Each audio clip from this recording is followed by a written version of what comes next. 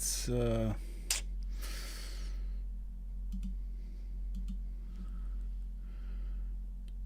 do, do, do, do, do, do, do.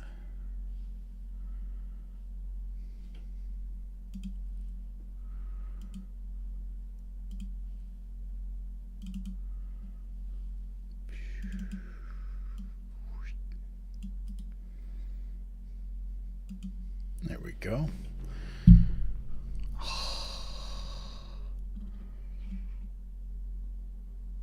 Got some good music now. Good theme music.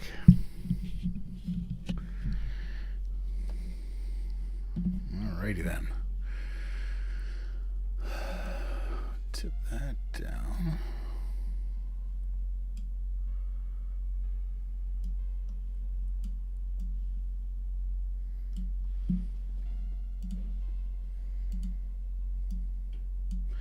Hello, how we doing?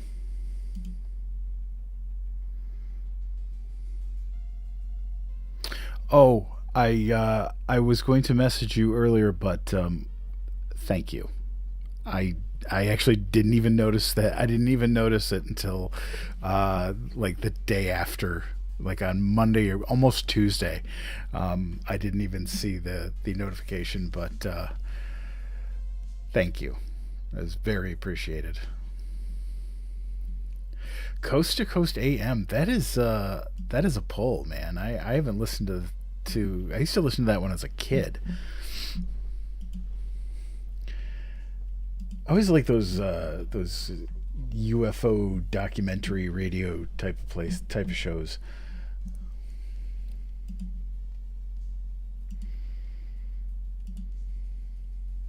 All right, so we are up and running in both places. If you know, you know. I do have a special fun evening for tonight.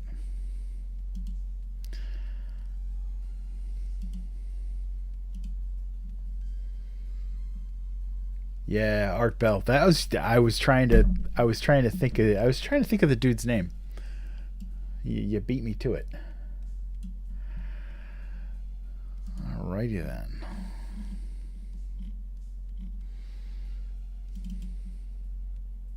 Hey Katie, how are you? Welcome back. Hey Lynn, how are you? Tessa, welcome in.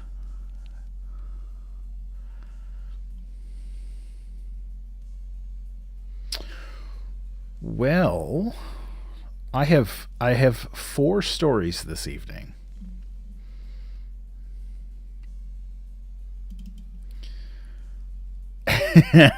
Oh, you got the wine ready already. Holy cow. All right. This is serious business now. We are going to take a journey through just one bloodline of horror this evening. So these are them good stories.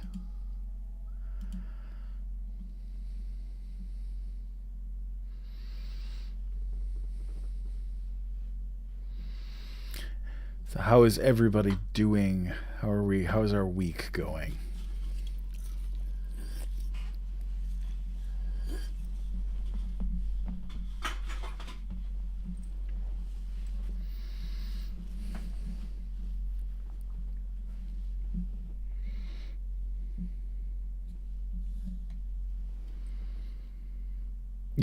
The wine is needed. Yeah. Daisy, I am glad you're having a good week. I hope that continues for you.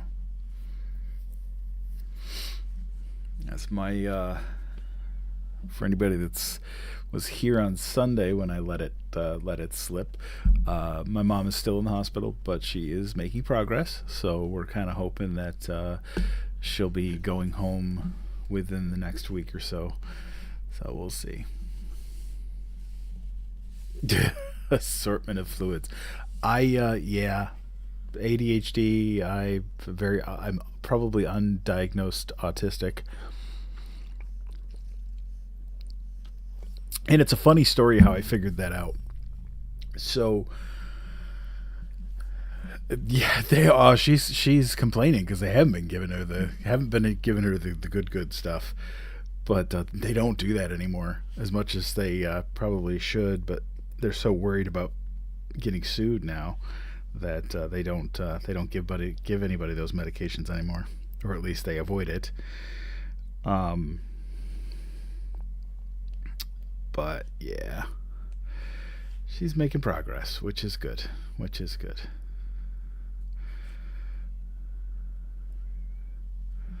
All right. So the question on my mind is: Are we gonna hit 10K tonight?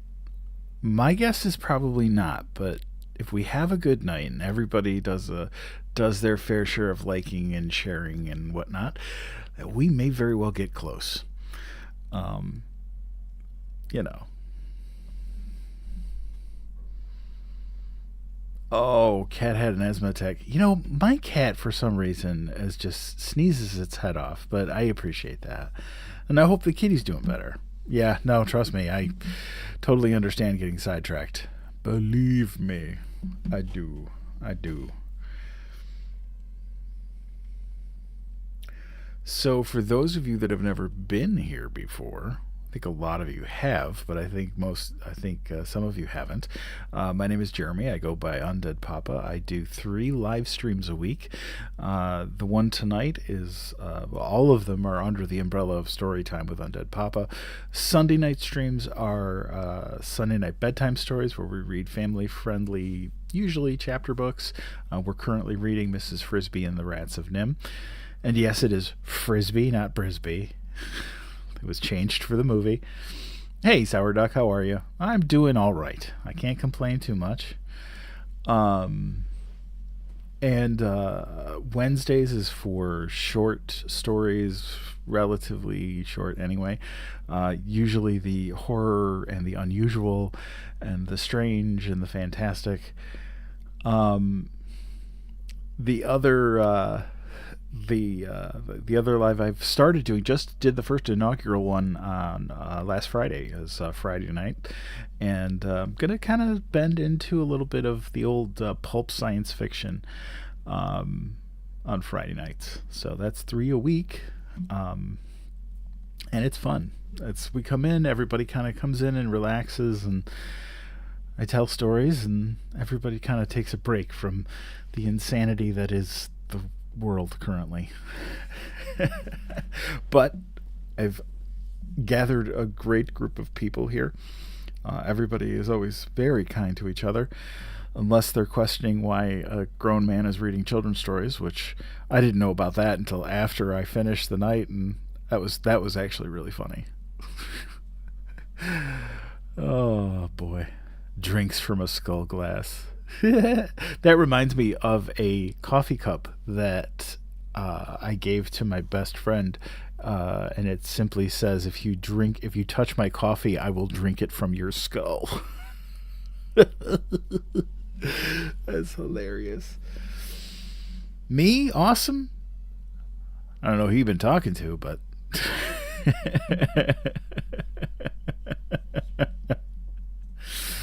you know what, Tessa, I had a two ghost day yesterday where I actually downed 2 ghost energy drinks. And you guys, okay, so there's 50 of in here. I want to run a little. I want to run a little poll, not a real poll, but just a poll. So I have been thinking about doing a fake commercial for ghost energy drinks, and the tagline was going to be Ghost Energy Drinks for when you're dead inside, but you still have to go to work. Perfect, right? I mean, I think that's perfect.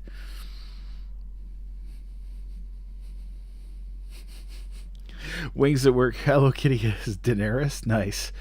There's where my daughter lives in Liverpool. There's a Hello Kitty cafe or restaurant type of. It's yeah, completely unlicensed, but that's what I'm thinking.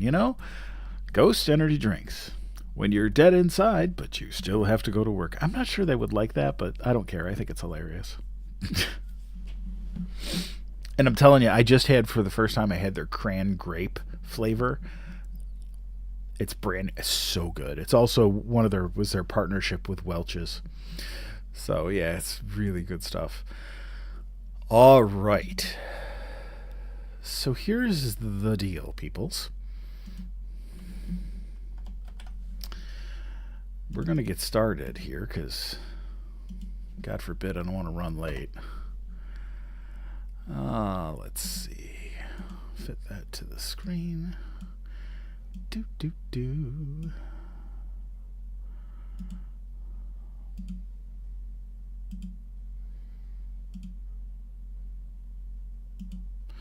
Alrighty then.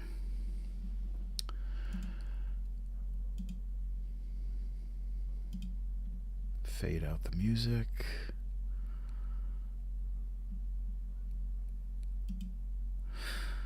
Well, good evening, everyone, and welcome back to Storytime with UndeadPapa. Tonight is a journey through the dark lineage of horror. We're spending our evening with 4 masters of the genre: Edgar Allan Poe, H.P. Lovecraft, Richard Matheson, and Stephen King. Each of these writers has cast a long shadow over everything that has followed them. They're 4 points along a bloodline. It's a path through the evolution of horror itself. So wherever you're listening from, dim the lights, sit back, and relax, because story time is about to begin.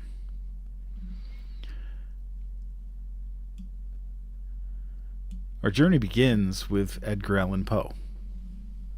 In Poe's work, the terror often comes from guilt, obsession, dread, and the slow collapse into madness.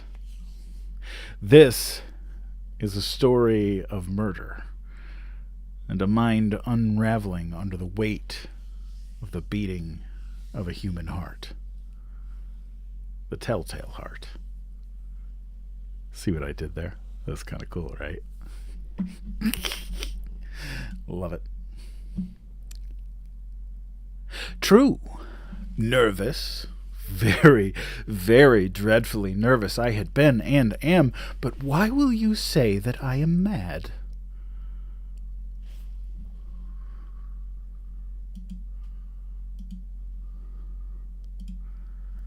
Good catch. True. Nervous, very, very dreadfully nervous I had been and am, but why will you say that I am mad? The disease had sharpened my senses, not destroyed, not dulled them. Above all was the sense of hearing acute. I heard all things in heaven and in earth. I heard many strange things in hell. How then am I mad? Hearken, and observe how healthily, how calmly I can tell you the whole story.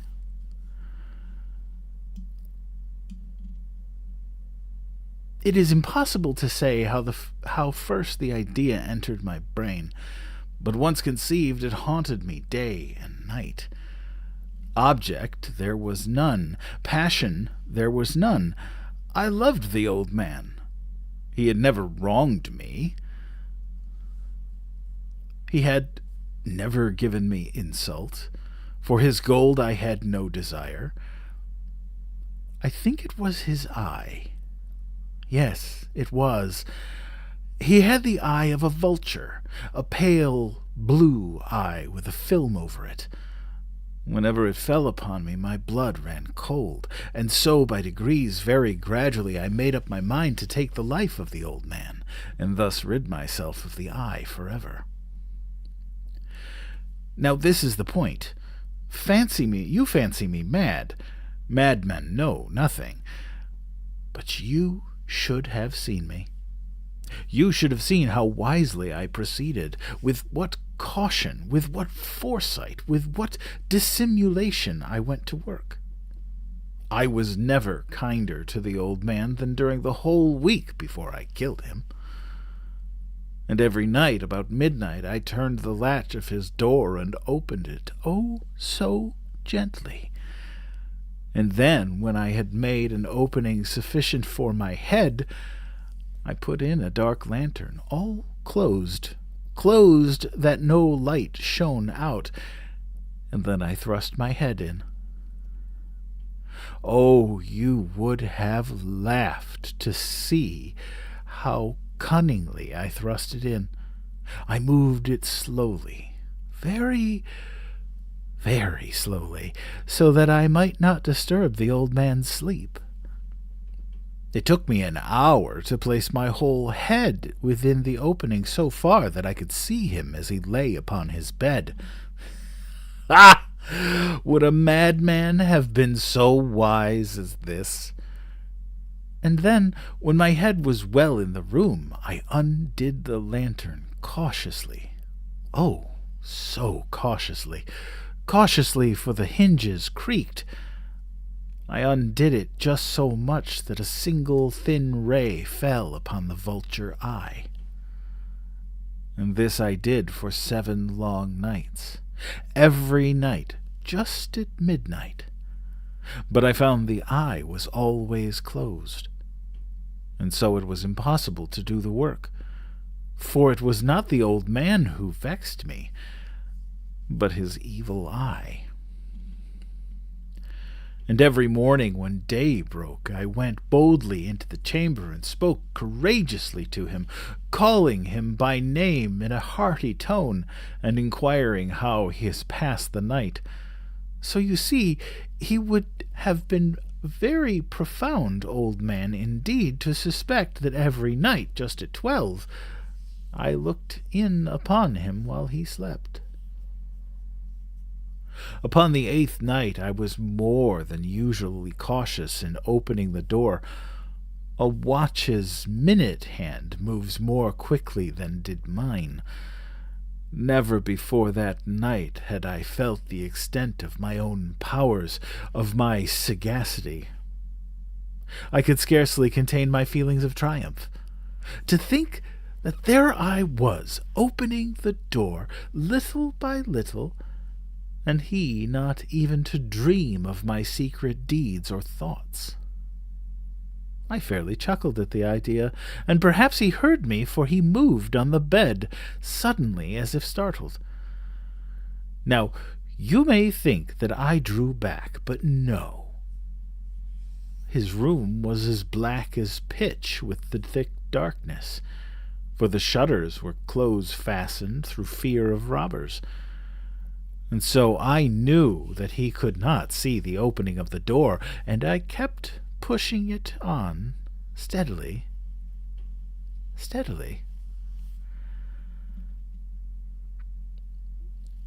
Presently, I heard a slight groan.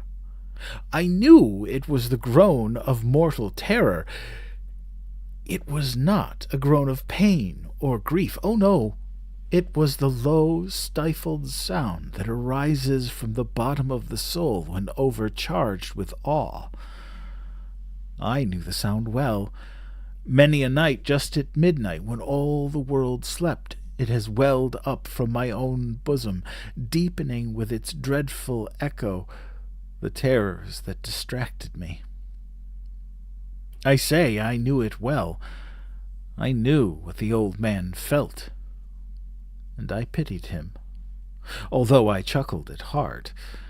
I knew that he had been lying awake ever since the first slight noise, when he had turned in the bed. His fears had been ever since growing upon him. He had been trying to fancy them causeless, but could not. He had been saying to himself, "It is nothing but the wind in the chimney. It is only a mouse crossing the floor, or it is merely a cricket which has made a single chirp." Yes, he had been trying to comfort himself with these suppositions, but he had found all in vain. All in vain because death in approaching him, had stalked with his black shadow before him and enveloped the victim. And it was the mournful influence of the unperceived shadow that caused him to feel, although he neither saw nor heard, to feel the presence of my head within the room. When I had waited a long time, very patiently, without hearing him lie down, I resolved to open a little, very, very little crevice in the lantern. So I opened it.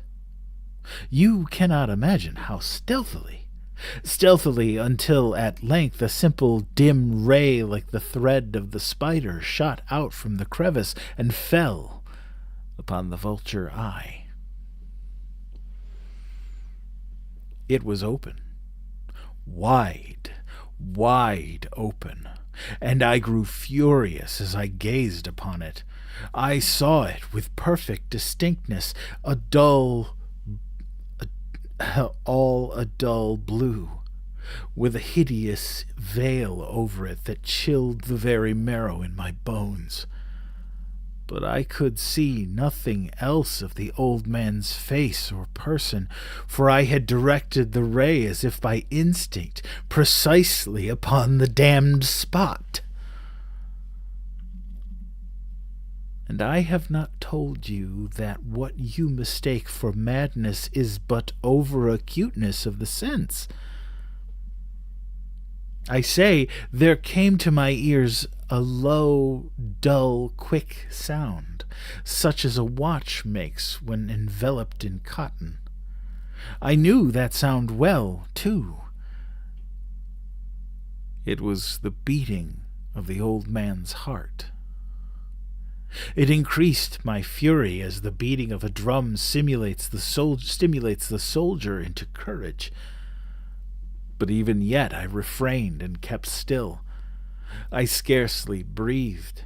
I held the lantern motionless. I tried how steadily I could maintain the ray upon the eye. Meantime the hellish tattoo of the heart increased. It grew quicker and quicker and louder every instant. The old man's terror must have been extreme. It grew louder, I say, louder every moment. Do you mark me well?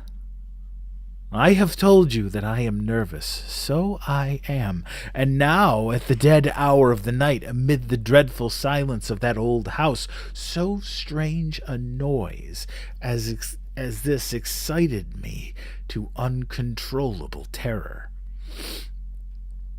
Yet for some minutes longer I refrained and stood still. But the beating grew louder.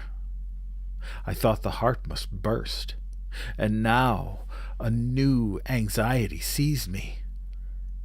The sound would be heard by a neighbor.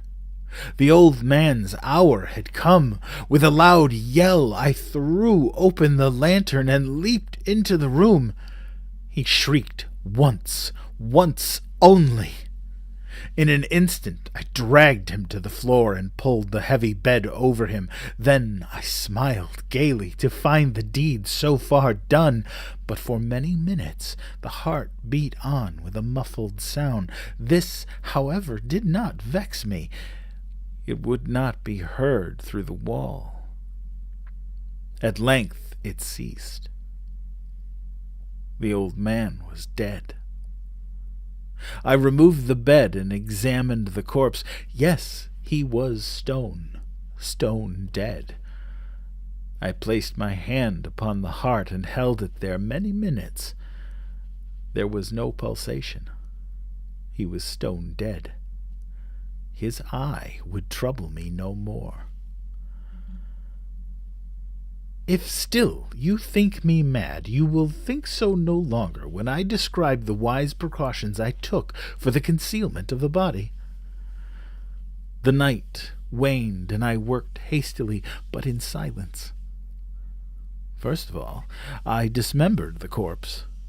I cut off the head, and the arms, and the legs. Then I took up 3 planks from the flooring of the chamber and deposited all between the scantlings.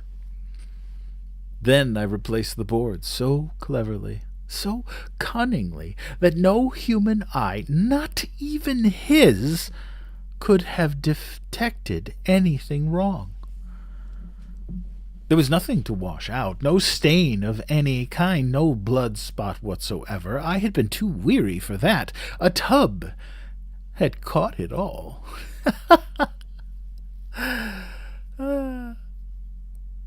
When I had made an end of these labors, it was 4 o'clock, still dark as midnight. As the bell sounded the hour, there came a knocking at the street door. I went down to open it with a light heart, for what had I now to fear? There entered 3 men, who introduced themselves with perfect suavity as officers of the police. A shriek had been heard by a neighbor during the night. Suspicion of foul play had been aroused. Information had been lodged at the police office, and they, the officers, had been deputed to search the premises. I smiled, for what had I to fear? I bade the gentleman welcome. The shriek, I said, was my own in a dream. The old man I mentioned was absent in the country. I took my visitors all over the house. I bade them search well. I led them at length to his chamber. I showed them his treasures, secure, undisturbed. In the enthusiasm of my confidence, I brought chairs into the room, and desired them here to rest from their fatigues, while I myself, in the wild audacity of my perfect triumph, placed my own seat upon the very spot beneath which reposed the corpse of the victim. The officers were satisfied. My manner had convinced them. I was singularly at ease. They sat, and while I answered cheerily, they chatted of familiar things. But ere long I felt myself getting pale and wished them gone. My head ached, and I fancied a ringing in my ears. But still they sat, and still chatted. The ringing became more distinct. It continued and became more distinct. I talked more freely to get rid of the feeling, but it continued and gained definiteness, until at length I found that the noise was not within my ears.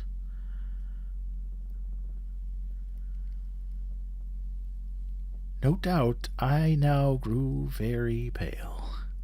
But I talked more fluently and with a heightened voice, yet the sound increased. And what could I do? It was a low, dull, quick sound, much such a sound as watch makes when enveloped in cotton. I gasped for breath, and yet the officers heard it not. I talked more quickly, more vehemently, but the noise steadily increased. I arose and argued about trifles in a high key with violent gesticulations, but the noise steadily increased. Why would they not be gone? I paced the floor to and fro with heavy strides, as if excited to fury by the observations of the men, but the noise steadily increased. Oh, God! What could I do? I foamed, I raved, I swore. I swung the chair upon which I had been sitting, and it grated upon the boards, but the noise arose over all, and continually increased. It grew louder, and louder, louder, and still the men chatted pleasantly and smiled. Was it possible they heard not? Almighty God, no, no! They heard, they suspected, they knew! They were making a mockery of my horror. This I thought, and this I think. But anything was better than this agony. Anything was more tolerable than this derision. I could bear these hypocritical smiles no longer. I felt that I must scream or die, and now, again, hark! Louder! Louder! Louder! Villains! I shrieked. Dissemble no more. I admit the deed. Tear up the planks. Here! Here! It is the beating of his hideous heart!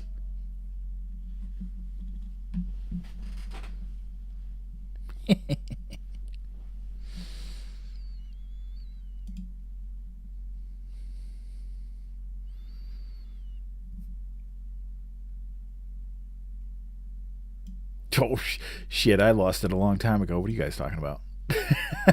Hey, Trip, thank you. Welcome in. Glad to see you here. Oh, definitely both. Yeah, no, I'm off my rocker. Yeah, I have papers from the doctor that prove it. Bottles of medication that I take. Hey, Jersey, how are you?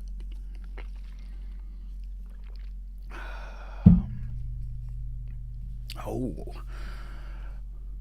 Well, thank you guys for all of the shares and the likes. 32,000. That's amazing. It wouldn't have me any other way.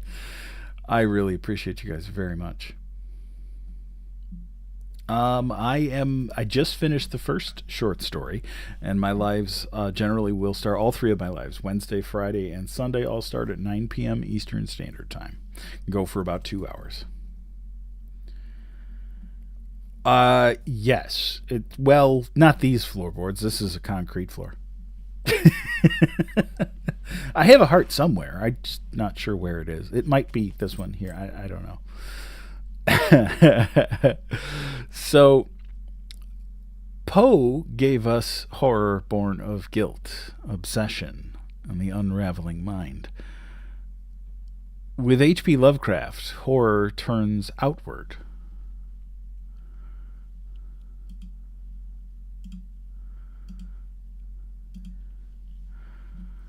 Toward the strange, the unseen, and the unknowable. Our next story finds an unnameable terror hidden beneath the surface of one man's music. The music of Eric Zahn.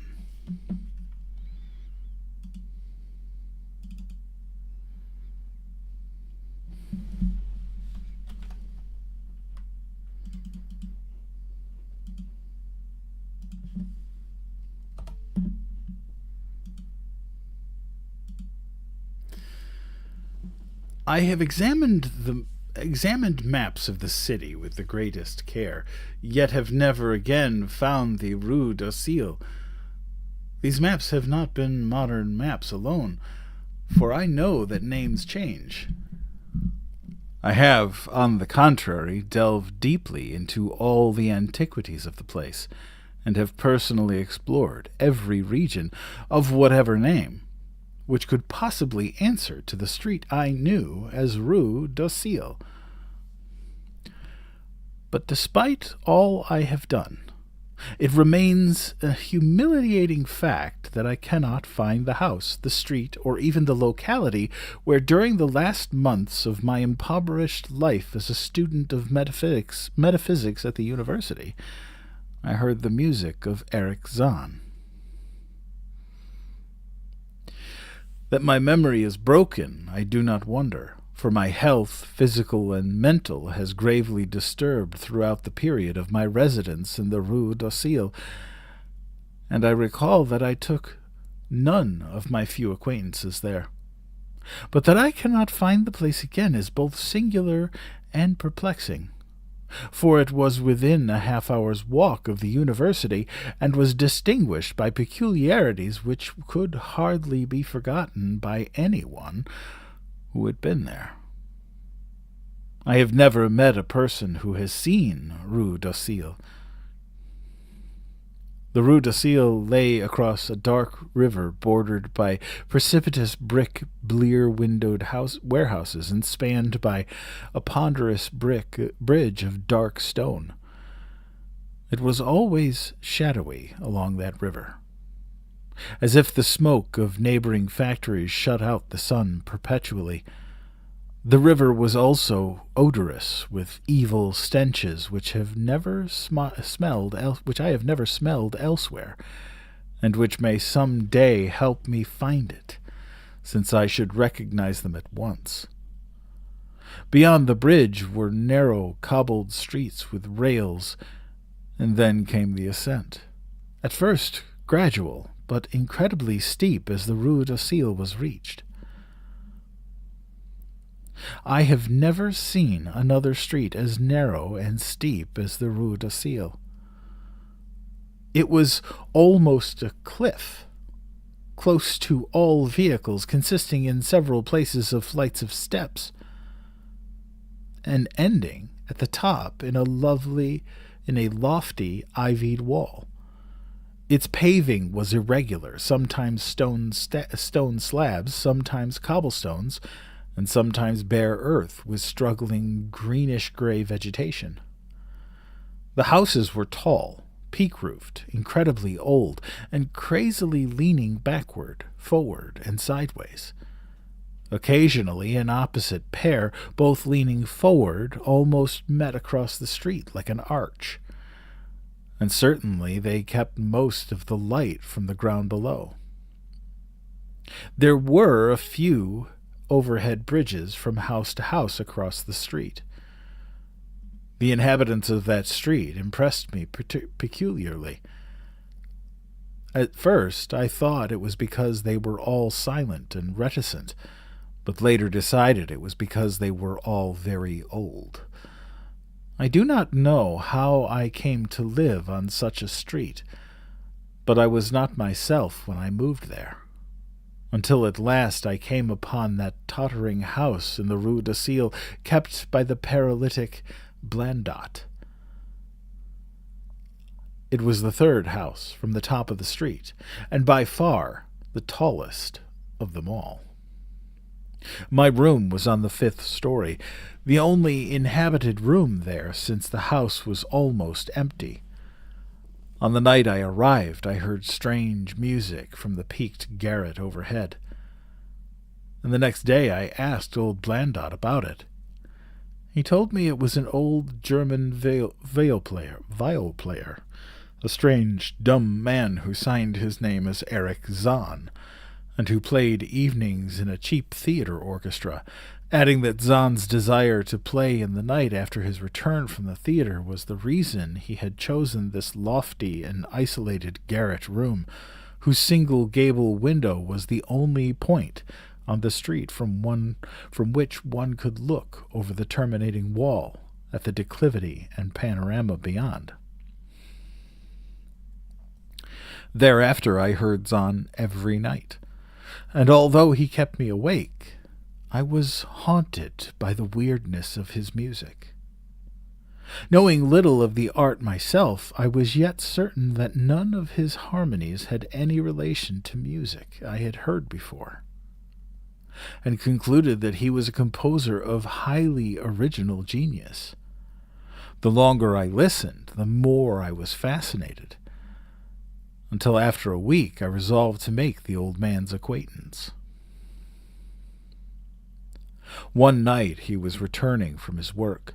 I intercepted Zahn in the hallway and told him that I would like to know him and be with him when he played. He was a small, lean, bent person with shabby clothes, blue eyes, grotesque, satyr-like face, and nearly bald head, and at my first words seemed both angered and frightened. My obvious friendliness, however, finally melted him, and he grudgingly motioned to me to follow him up the dark, creaking, and rickety attic stairs. His room, one of only two in the steeply pitched garret, was on the west side, toward the high wall that formed the upper end of the street.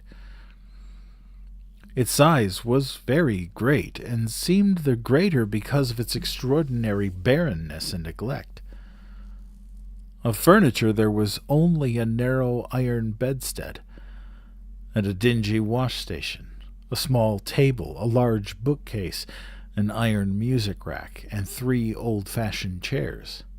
Sheets of music were piled in disorder about the floor. The walls were Oh, excuse me. The walls were of bare boards and had probably never known plaster, whilst the abundance of dust and cobwebs made the place seem more deserted than inhabited. Evidently Eric Zahn's world of beauty lay in some far cosmos of the imagination. Motioning me to sit down, the dumb man closed the door, turned the large wooden bolt, and lighted a candle to augment the one he had brought with him. He now removed his viol from its mothen covering, and taking it, seated himself in the least uncomfortable of the chairs. He did not employ the music rack, but, offering no choice and playing from memory, enchanted me for over an hour with the strains I had never heard before, strains which must have been of his own devising. To describe their exact nature is impossible for one unversed in music. They were a kind of fugue, with recurrent passages of the most captivating quality, but to me were notable for the absence of any of the weird notes I had overheard from my room below on other occasions. Those haunting notes I had remembered and had often hummed and whistled inaccurately to myself, so when the player at length laid down his bow, I asked him if he would render some of them. As I began my request, the wrinkled, satyr-like face lost the bored placidity it had possessed during the playing, and seemed to show the same curious mixture of anger and fright which I had noticed when I first accosted the old man. For a moment I was inclined to use persuasion, regarding rather lightly the whims of senility, and even tried to awaken my host's weirder mood. Excuse me, by whistling a few of the strains to which I had listened the night before.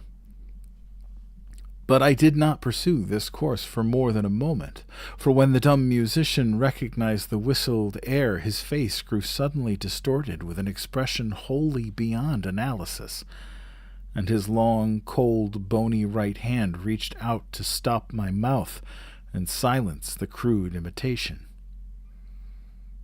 As he did this, he further demonstrated his eccentricity by casting a startled glance toward the low curtained window, as if fearful of some intruder, a glance doubly absurd since the garret stood high and inaccessible above all the adjacent roofs, this window being the only point on the steep street, as the concierge had told me, from which one could see over the wall at the summit.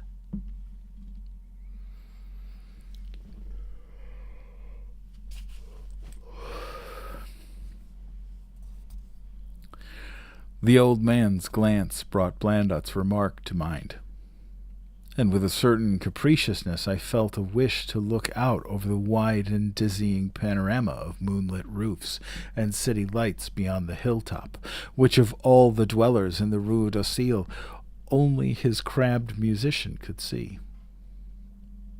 I moved toward the window and would have drawn aside the nondescript curtains, but when with a frightened rage even greater than before, the dumb lodger was upon me again, this time motioning with his head toward the door as he nervously strove to drag me thither with both hands. Now, thoroughly disgusted with my host, I ordered him to release me, and told him I would go at once. His clutch relaxed, and as he saw my disgust and offense, his own anger seemed to subside. He tightened his relaxing grip, but this time in a friendly manner, forcing me into a chair. Then, with an appearance of wistfulness, crossing the littered table, where he wrote many words with a pencil in the labored French of a foreigner. The note which he finally handed me was an appeal for tolerance and forgiveness. Zahn said that he was old, lonely, and afflicted with strange fears and nervous disorders connected with his music and with other things. He had enjoyed my listening to his music and wished I would come again and not mind his eccentricities. But he could not play to another his weird harmonies, and could not bear hearing them from another, nor could he bear having anything in his room touched by another.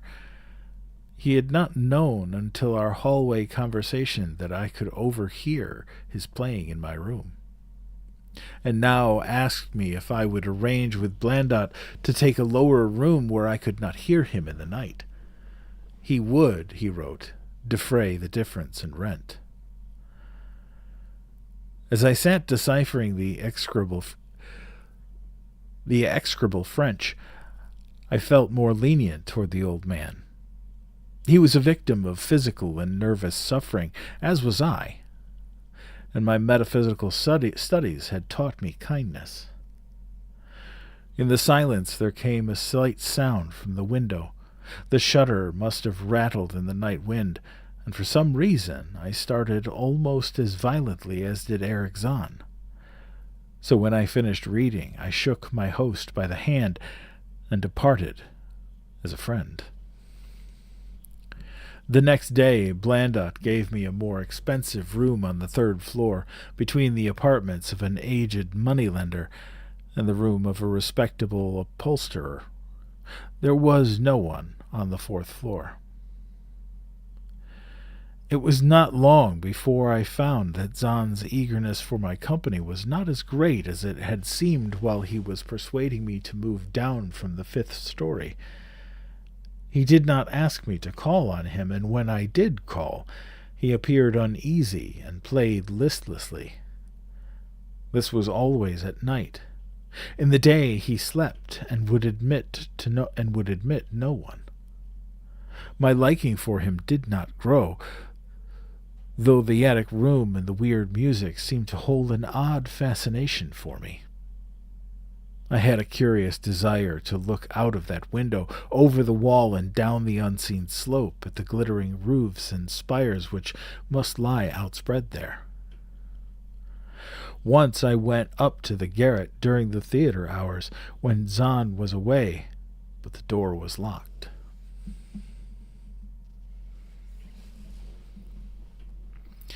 What I did succeed in doing was to overhear the nocturnal playing of the dumb old man. At first I would tiptoe to my old 5th floor. Then I grew bold enough to climb the last creaking staircases to the peak garret. There, in that narrow hallway outside the bolted door with the covered keyhole, I often heard sounds which filled me with an indefinable dread, the dread of vague wonder and brooding mystery. It was not that the sounds were hideous, for they were not, but that they held vibrations suggesting nothing on this globe of earth, and that at certain intervals they assumed a symphonic quality which I could hardly conceive as produced by one player. Certainly Eric Zahn was a genius of wild power. As the weeks passed, the playing grew wilder, whilst the old man acquired an increasing haggardness and furtiveness pitiful to behold. He now refused to admit me at any time, and shunned me whenever we met on the stairs.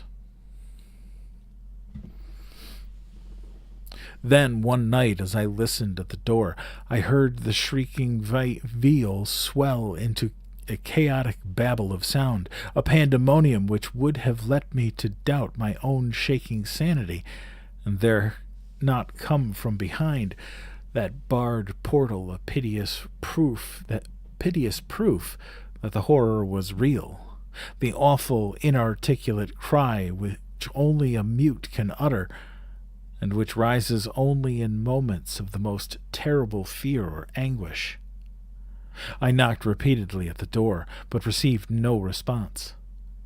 Afterward I waited in the black hallway, shivering with cold and the aid of a chair, till I heard the poor musician's feeble effort to rise from the floor. Believing him just conscious after a fainting fit, I renewed my rapping, at the same time calling out my name assuringly, reassuringly. I heard Zahn stumble to the window and close both shutter and sash, then stumble to the door which he falteringly unfastened to admit me. This time, his delight at having me present was real, for his distorted face gleamed with relief while he clutched at my coat as a child clutches at his mother's skirts. Shaking pathetically, the old man forced me into a chair whilst he sank into another, beside which his viol and bow lay carelessly on the floor. He sat for some time inactive, nodding oddly, but having a paradoxical suggestion of intense and frightening listening. Subsequently, he seemed to be satisfied, and crossing to a chair by the table, wrote a brief note, handed it to me, and returned to the table, where he began to write rapidly and incessantly. The note implored me in the name of mercy and for the sake of my own curiosity to wait where I was while he prepared a full account in German of all the marvels and terrors which beset him. I waited, and the dumb man's pencil flew. It was perhaps an hour later, while I still waited, and while the old musician's feverishly written sheets still continued to pile up, that I saw Zahn start as from the hint of a horrible shock. Unmistakably, he was looking at the curtained window and silently shuddering. Then I half fancied I heard a sound myself, though it was not a horrible sound, but rather an exquisitely low and infinitely distant musical tone, suggesting a player in one of the neighboring houses, or in some abode beyond the lofty wall over which I had never been able to look. Upon Zahn the effect was terrible, for dropping his pencil, suddenly he rose, seized his viol, and commenced to rend the night with the wildest playing I had ever heard from his bow, save when listening at the barred door.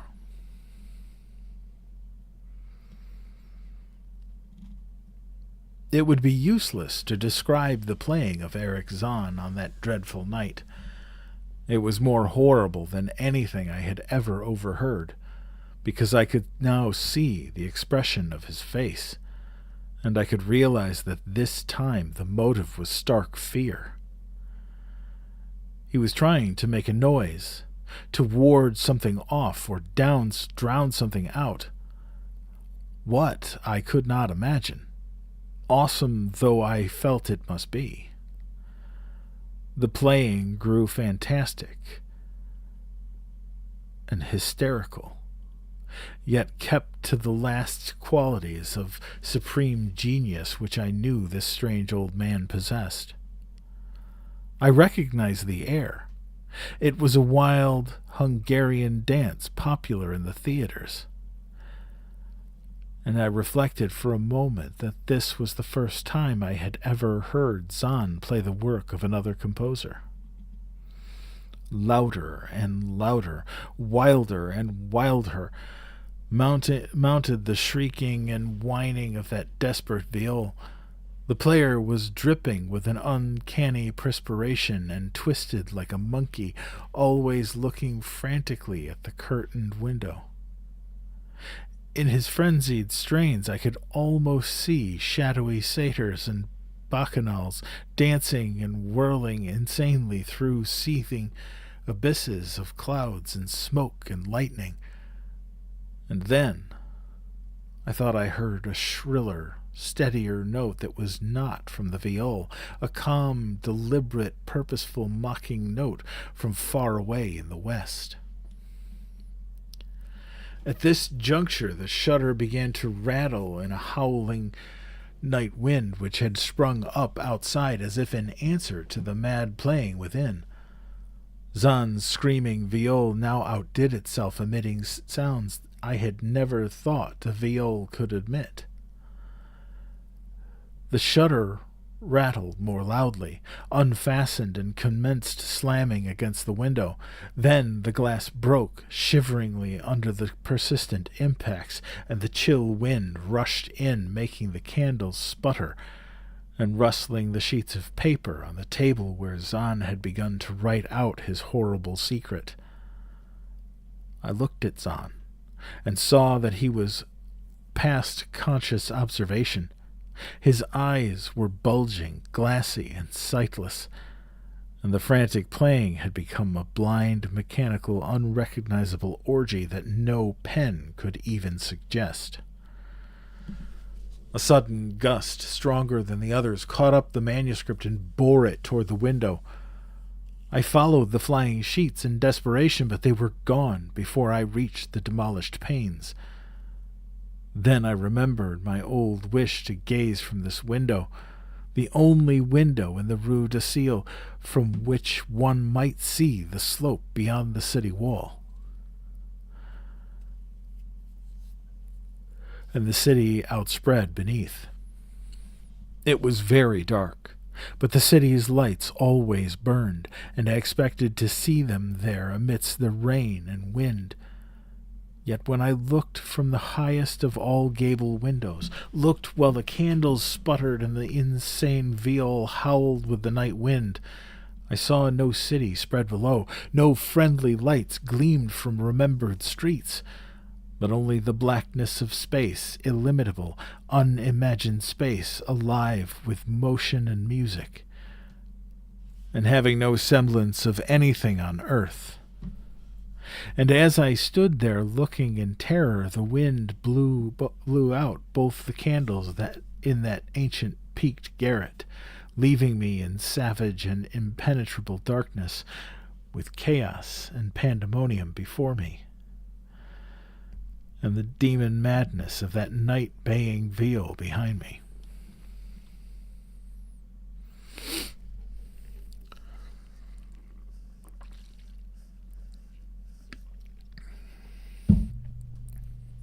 I staggered back in the dark without the means of striking a light, crashing against the table, overturning a chair, and finally groping my way to the place where the blackness screamed with shocking music.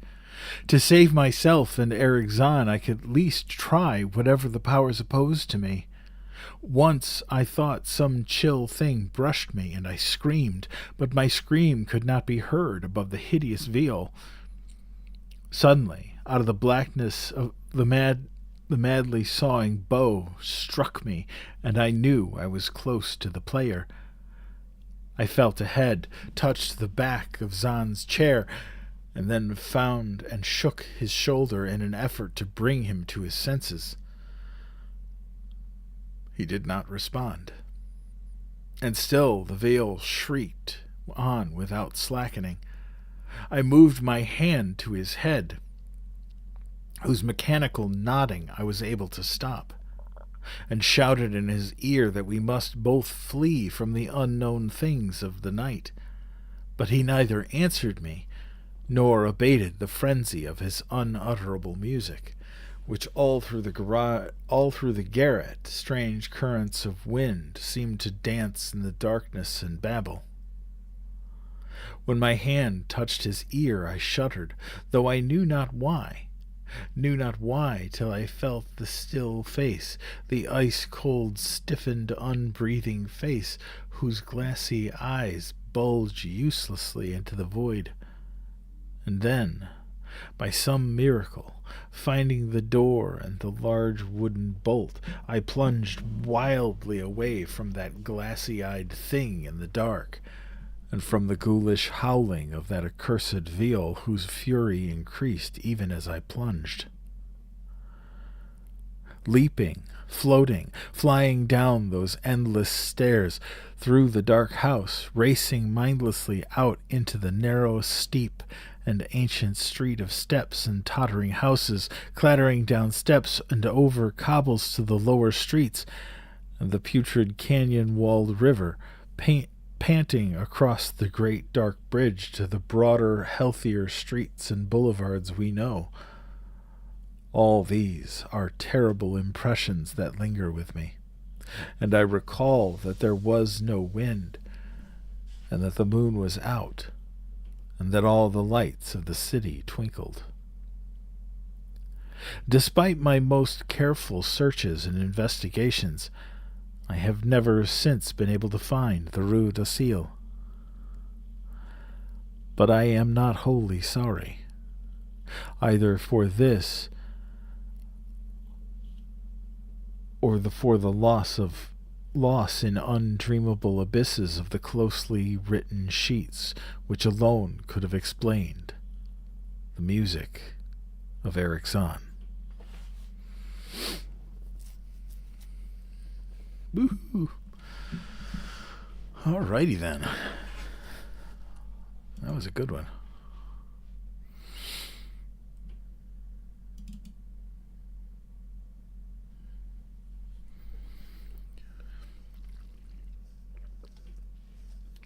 We do love H.P. Lovecraft.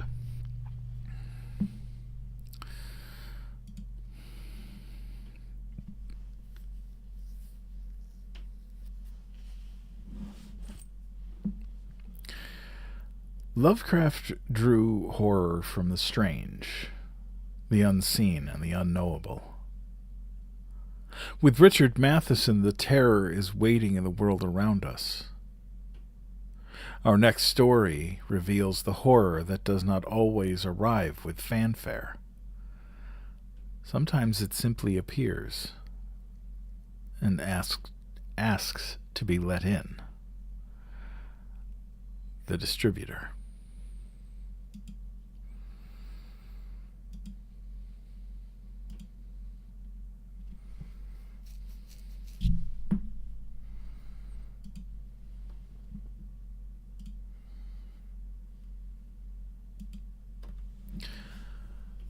July 20th. Time to move.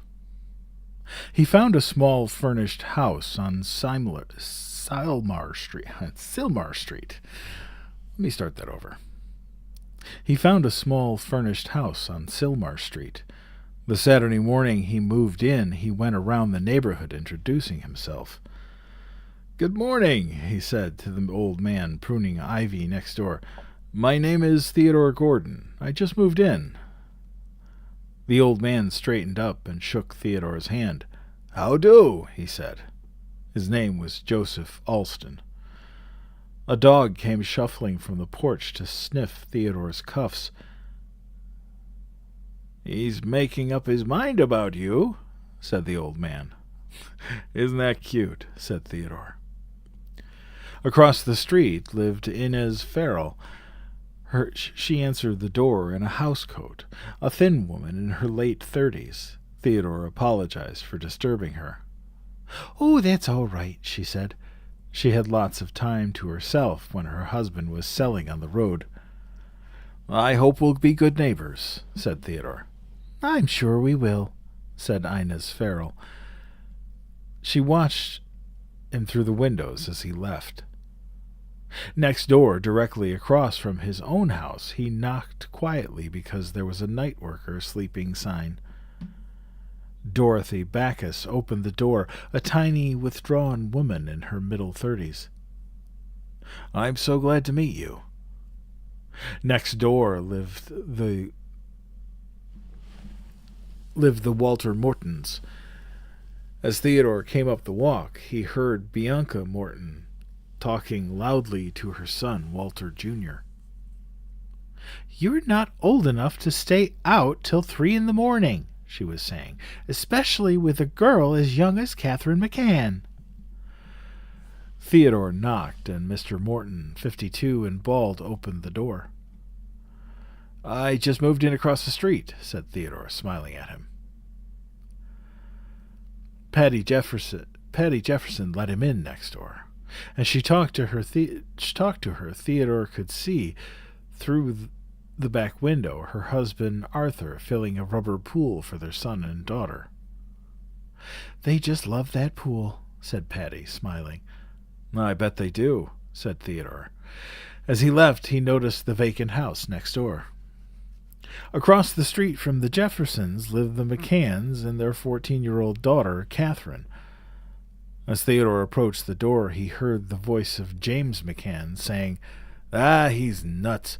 Why should I take his lawn edger? Just because I borrowed his lousy mower a couple of times." "Darling, please," said Fay McCann. "I've got to finish these notes in time for the council's next meeting." "Just because Kathy goes out with his lousy son," grumbled her husband. Theodore knocked on the door and introduced himself. He chatted briefly with them, informing Mrs. McCann that he certainly would like to join the National Council for Christians and Jews. It was a worthy organization. "What's your business, Gordon?" asked McCann. "I'm in distribution," said Theodore. Next door, two boys mowed and raked while their dog gamboled around them. "Hello there," said Theodore. They grunted and watched him as he headed for the porch. The dog ignored him. "I just told him," Henry Putnam's voice came through the living room window. "Put a coon in my department and I'm through, that's all." "Yes, dear," said Mrs. Irma Putnam. Theodore's knock was answered by the unshirted Mr. Putnam. His wife was lying on the sofa. Her heart, explained Mr. Putnam. "Oh, I'm sorry," Theodore said. "In the last house lived the Gorses." "I just moved in next door," said Theodore. He shook Eleanor Gorse's lean hand, and she told him that her father was at work. "Is that him?" asked Theodore, pointing at the portrait of a stony-faced old man that hung above the mantel, crowded with religious objects. "Yes," said Eleanor, 34 and ugly. "Well, I hope we'll be good neighbors," Theodore said. That afternoon he went to his new office and set up the darkroom. July 23rd. That morning, before he left for the office, he checked the telephone directory and jotted down 4 numbers. He dialed the first. "Would you please send a cab to 12057 Sylmar Street," he said. "Thank you." He dialed the second number. "Would you please send a repairman to my house," he said. "I don't get any picture. I live at 12070 Sylmar Street." He dialed the third number. "I'd like to run this ad in Sunday's edition," he said. 1957 Ford. Perfect condition. $789. That's right, $789. The number is DA47408. He made the fourth call and set up an afternoon appointment with Mr. Jeremiah Osborne.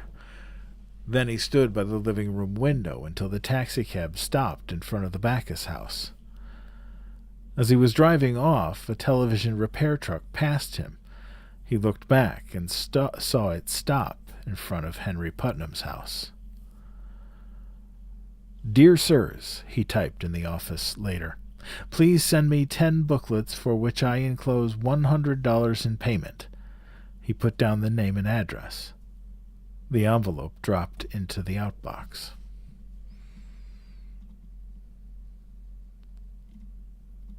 July 27th. When Inez Farrell left her house that evening, Theodore followed her in his car. Downtown, Mrs. Farrell got off the bus and went into a bar called the Irish Lantern. Parking, Theodore entered the bar cautiously and slipped into a shadowy booth. Inez Farrell was at the back of the room, perched on a bar stool. She'd taken off her jacket to reveal a clinging yellow sweater. Theodore ran his gaze across the studied exposition of her bust. At length, a man accosted her and spoke and laughed and spent a modicum of time with her. Theodore watched them exit arm in arm. Paying for his coffee, he followed. It was a short walk. Mrs. Farrell and the man entered a hotel on the next block. Theodore drove home, whistling. The next morning, when Eleanor Gorse and her father had left with Mrs. Backus, Theodore followed. He met them in the church lobby when the service was over. Wasn't it a wonderful coincidence, he said, that he, too, was a Baptist? And he shook the indurate hand of Donald Gorse. As they walked into the sunshine, Theodore asked them if they wouldn't share his Sunday dinner with him. Mrs. Backus smiled faintly and murmured something about her husband. Donald Gorse looked doubtful. "Oh, please," begged Theodore. Make a lonely widower happy." "Widower?" tasted Mr. Gorse. Theodore hung his head. "These many years," he said. "Pneumonia."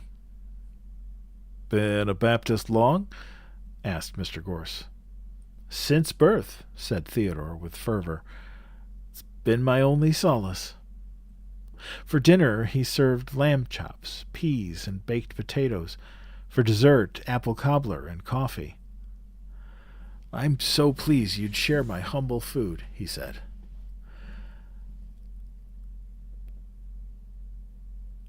"This is truly loving thy neighbor as thyself," he smiled at Eleanor, who returned it stiffly. That evening, as darkness fell, Theodore took a stroll. As he passed the McCann house, he heard the telephone ringing. Then James McCann shouting, "It's a mistake, damn it! Why in lousy hell should I sell a '57 Ford for $789? The phone slammed down. "God damn!" howled James McCann. "Darling, please be tolerant," begged his wife. The telephone rang again. Theodore moved on.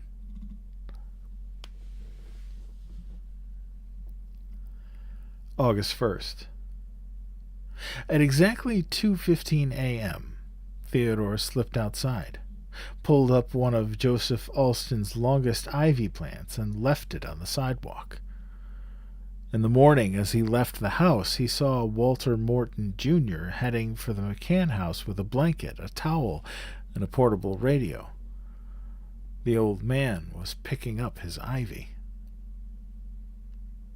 "Was it pulled up?" asked Theodore. Joseph Alston grunted. "So that was it," said Theodore.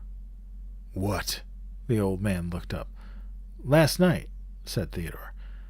"I heard some noise out here. I looked out and I saw a couple of boys." "You seen their faces?" asked Alston, his face hardening. "No, it was too dark," said Theodore. "But I'd say they were, the age of the Putnam boys. Not that it was them, of course." Joe Alston nodded slowly, looking up the street. Theodore drove up the boulevard and parked. 20 minutes later, Walter Morton, Jr. and Catherine McCann boarded a bus. At the beach, Theodore sat a few yards behind them.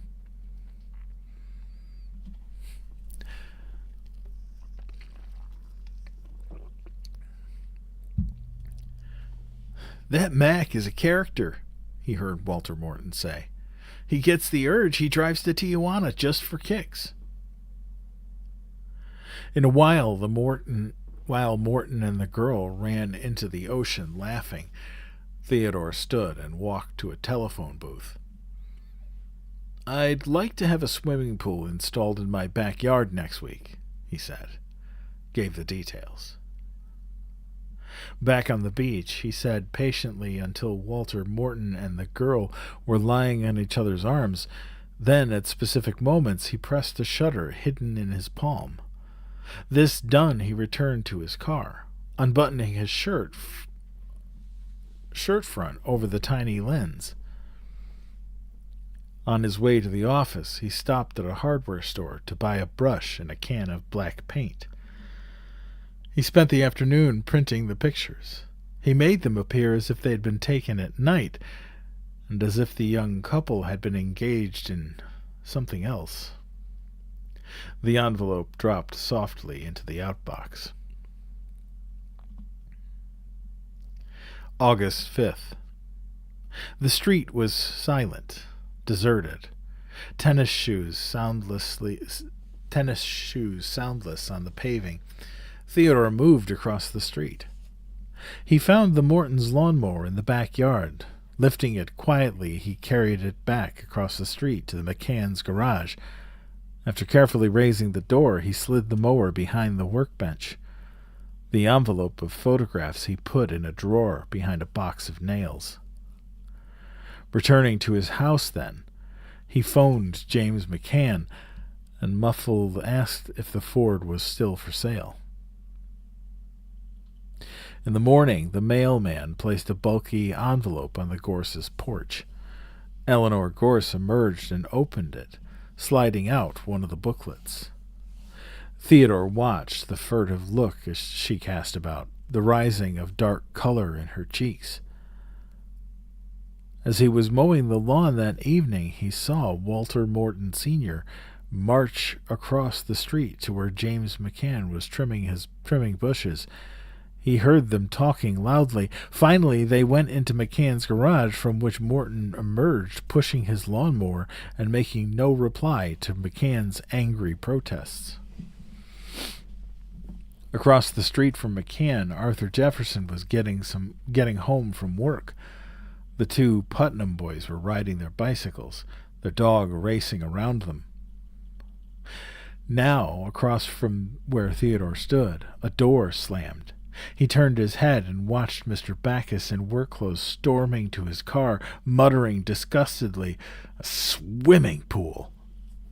Theodore looked to the next house and saw Ines Farrell moving in her living room. He smiled and mowed along the side of his house. Glancing into Eleanor Gorse's bedroom, she was sitting with her back to him, reading something. Then she heard the clatter of his mower. When she heard the clatter of his mower, she stood and left the bedroom, pushing the bulky envelope into a bureau drawer. August 15th. Henry Putnam answered the door. "Good evening," said Theodore. "I hope I'm not intruding." "Just chatting in the den with Irma's folks," said Putnam. "They're driving to New York in the morning." "Oh, well, I'll only be a moment." Theodore held out a pair of BB guns. "A plant I distribute for was getting rid of these," he said. "I thought your boys might like them." "Well, sure," said Putnam. He started for the den to get his sons. When the older man was gone, Theodore picked up a couple of matchbooks whose covers read Putnam's Wines and Liquors. He slipped them into his pocket before the boys were let in to thank them. "Mighty nice of you, Gordon," said Putnam at the door. "Sure appreciate it." "My pleasure," said Theodore. Walking home, he set the clock radio for 3:15 and lay down. When the music began, he moved outside on silent feet and tore up 47 ivy plants, strewing them over Alston's sidewalk. "Oh, no," he said to Alston in the morning. He shook his head, appalled. Joseph Alston didn't speak. He glanced down the block with hating eyes. "Here, let me help you," Theodore said. The old man shook his head, but Theodore insisted. Driving to the nearest nursery, he brought back 2 sacks of peat moss, then squatted by Alston's side to help him replant. "You hear anything last night?" the old man asked. "You think it was those boys again?" asked Theodore, open-mouthed. "Ain't saying." Later, Theodore drove downtown and bought a dozen postcard photographs. He took them to the office. "Dear Walt," he printed crudely on the back of one. Got these here in Tijuana. Hot enough for you? In addressing the envelope, he failed to add Junior to Mr. Walter Morton into the outbox.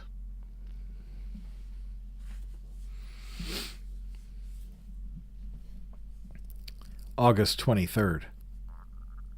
Mrs. Farrell! She shuddered on the bar stool. Why, Mr. Gordon, he provided, smiling. How nice to see you again.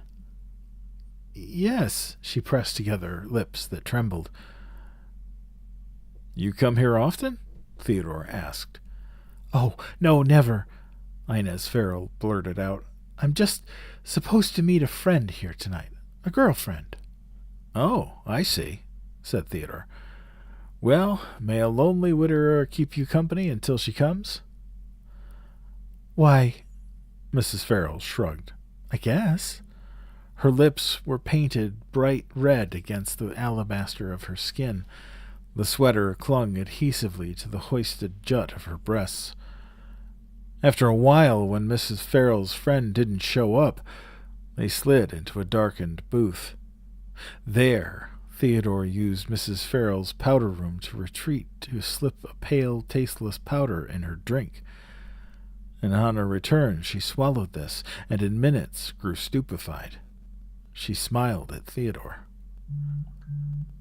I like you, Mr. Gordon, she confessed. The words crawled viscidly across her lolling tongue. Shortly thereafter, he led her, stumbling and giggling, to his car and drove her to a motel. Inside the room, he helped her strip to stockings, garter belt, and shoes while she posed with drugged complacency. Theodore took flashbulb pictures.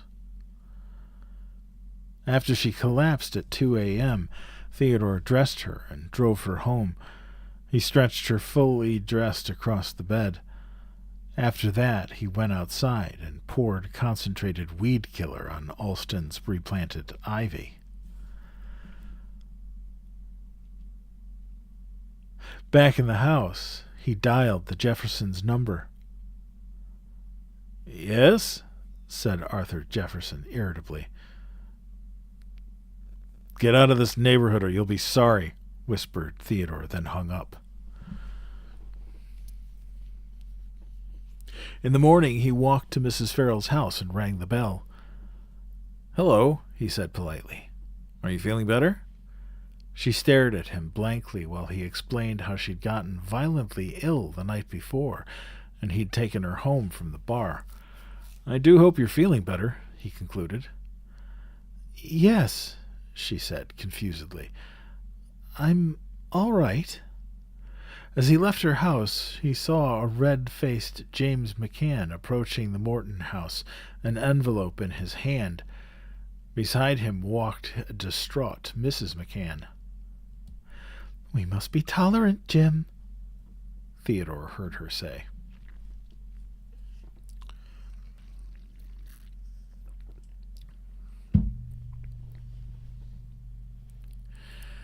August 31st.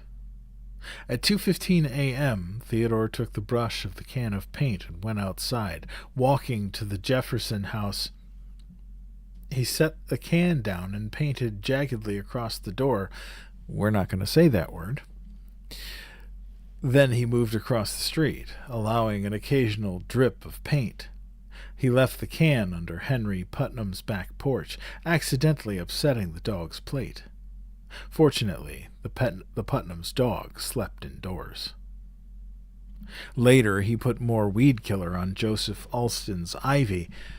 In the morning, when Donald Gorse had gone to work, he took a heavy envelope and went to see Eleanor Gorse. Look at this, he said, sliding a pornographic booklet from the envelope. I received this in the mail today. Look at it. He thrust it into her hands. She held the booklet as if it were a spider. Isn't it hideous? He said. She made a face. Revolting, she said. I thought I'd check with you and several others before I phoned the police, said Theodore. Have you received any of this filth? Eleanor Gorse bristled. Why should I receive them? She demanded. Outside, Theodore found the old man squatting by his ivy. "How are they coming?" he asked. "They're dying." Theodore looked stricken. "How can this be?" he asked. Alston shook his head. "Oh, this is horrible." Theodore turned away, clucking. As he walked to his house, he saw, up the street, Arthur Jefferson cleaning off his door, and across the way, Henry Putnam watching carefully. She was waiting on his porch. "Mrs. McCann?" said Theodore, surprised. "Glad to see you." "What I came to say may not make you glad," she said unhappily. "Oh?" said Theodore. They went into his house. "There have been a lot of things happening in this neighborhood since you moved in," said Mrs. McCann after they were seated in the living room. "Things?" asked Theodore. "I think you know what I mean," said Mrs. McCann. "However, this bigotry on Mr. Jefferson's door is too much, Mr. Gordon, too much." Theodore gestured helplessly. "I don't understand." "Please don't be difficult," she said. "I may have to call the authorities if these things don't stop, Mr. Gordon. I hate to think of doing such a thing, but—" "Authorities?" Theodore looked terrified. "None of these things happened until you moved in, Mr. Gordon," she said. "Believe me, I hate what I'm saying, but I simply have no choice. The fact that none of these things has happened to you—" She broke off startedly, and as a sob racked Theodore's chest, she stared at him. "Mr. Gordon," she began uncertainly. I don't know what these things are you speak of," said Theodore in a shaking voice. "But I'd kill myself before I harmed another, Mrs. McCann." He looked around as if to make sure they were alone. "I'm going to tell you something I've never told a single soul," he said. He wiped away a tear. "My name isn't Gordon," he said. "It's Gottlieb. I'm a Jew. I spent a year at Dachau." Mrs. McCann's lips moved, but she said nothing. Her face was getting red. "I came from there as a broken man," said Theodore. "I haven't long to live, Mrs. McCann. My wife is dead. My 3 children are dead. I'm all alone. I only want to live in peace, a little place like this among people like you. To be a neighbor, a friend." "Mr. Gottlieb," she said brokenly. After she was gone, Theodore stood silent in the living room, hands clenched whitely at his sides. Then he went into the kitchen to discipline himself. "Good morning, Mrs. Backus," he said an hour later when the little woman answered the door. "I wonder if I might ask you some questions about your church." Oh, yes." She stepped back feebly. "Won't you come in?" "I'll be very still so as not to wake your husband," Theodore whispered. He saw her looking at his bandaged hand. "I burned myself," he said. "Now, about the church. Oh, there's someone knocking at your back door." "There is?" When she'd gone into the kitchen, Theodore pulled open the hall closet door and dropped some photographs behind a pile of overshoes and garden tools. The door was shut when she returned. "There wasn't anyone," she said. "I could have sworn." He smiled depreciatingly. He looked down at a circular bag on the floor. "Oh, does Mr. Backus bowl?" "Wednesdays and Fridays when his shift is over," she said. "There's an all-night alley over on Western Avenue." "I love to bowl," said Theodore. He asked his questions about the church, then left. As he started down the path, he heard loud voices from the Morton house. It wasn't bad enough for all those... bad enough about Catherine McCann and those awful pictures, shrieked Mrs. Morton. Now this filth! But, Mom, cried Walter, Jr. September 14th. Theodore awoke and turned the radio off. Standing, he put a small bottle of grayish powder in his pocket and slipped from the house. Reaching his destination, he sprinkled the powder into the water bowl and stirred it with a finger until it dissolved. Back in the house, he scrawled 4 letters, reading, Arthur Jefferson is trying to pass the color line. He is my cousin and should admit he is black like the rest of us. I'm doing this for his own good.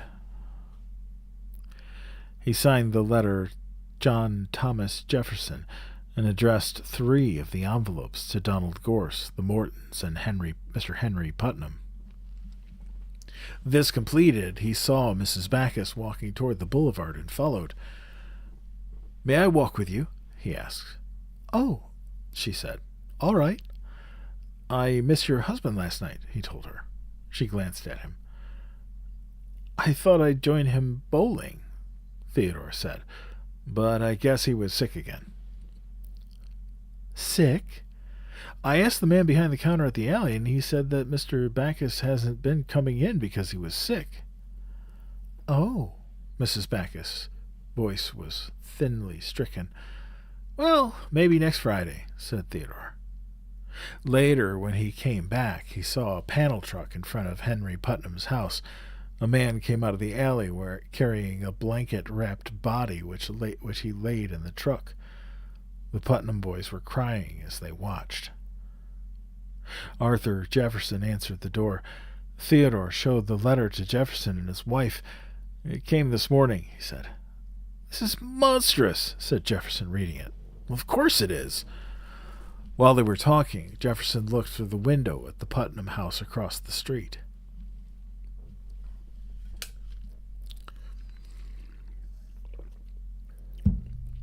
Pale morning mist engulfed Sylmar Street. Theodore moved through it silently. Under the back porch of the Jeffersons' house, he set fire to a box of damp papers. As it began to smolder, he walked across the yard and with a single knife stroke slashed apart the rubber pool.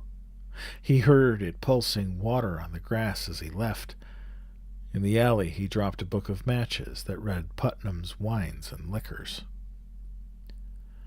A little after 6 that morning, he awoke to the howl of sirens and felt small house tremble at heavy trucks passing by. Turning on his side, he yawned and mumbled, Goody. September 17th.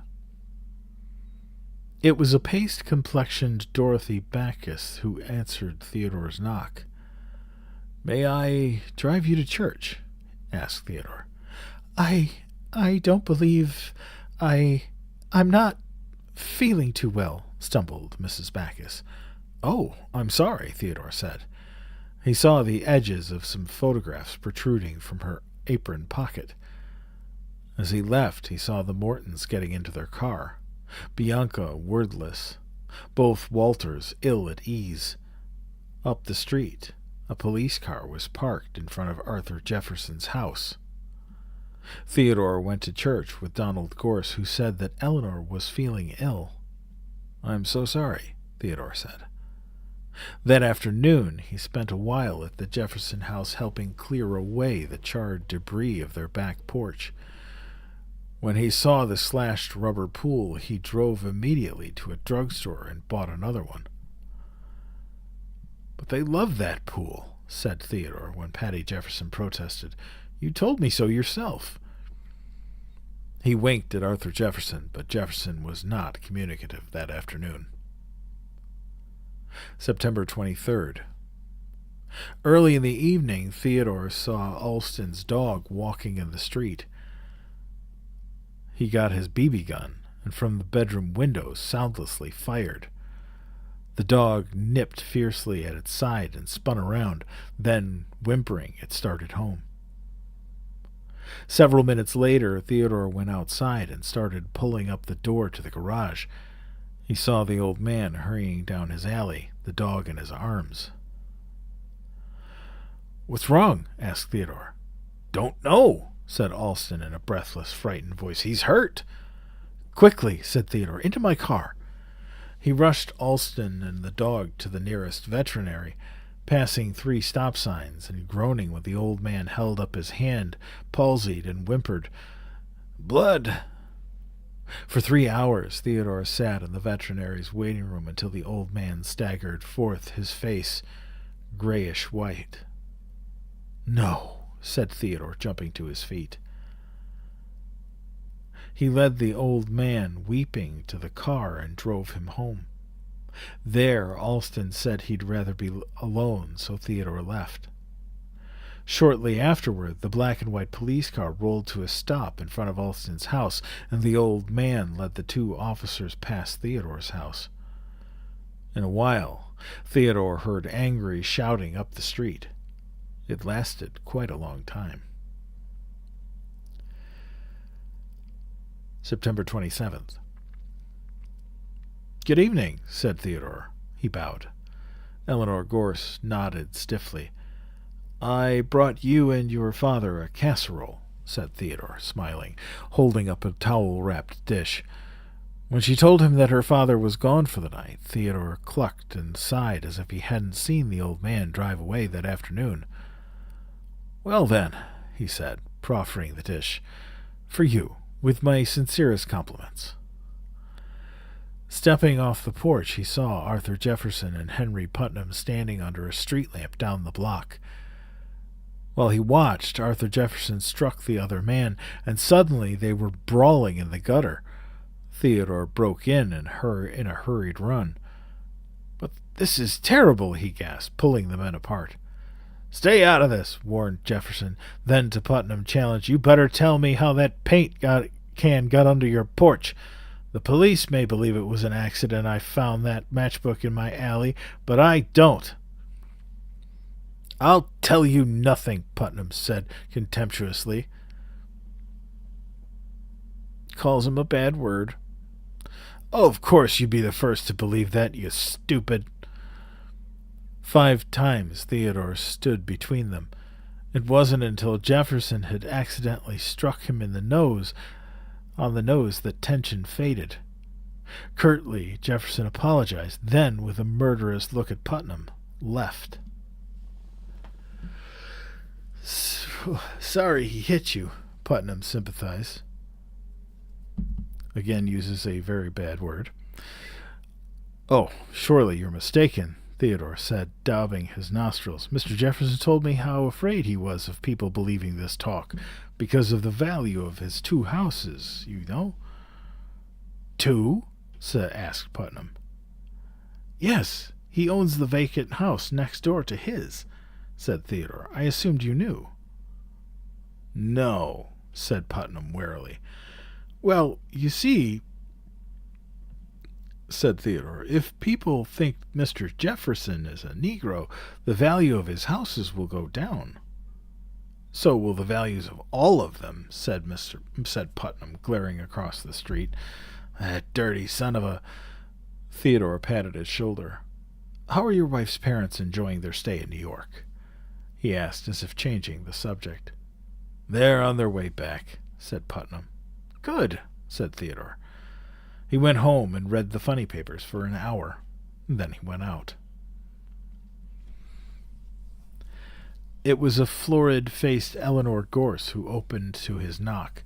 Her bathrobe was disarrayed, her dark eyes feverish. "May I get my dish?" asked Theodore politely. She grunted, stepping back jerkily.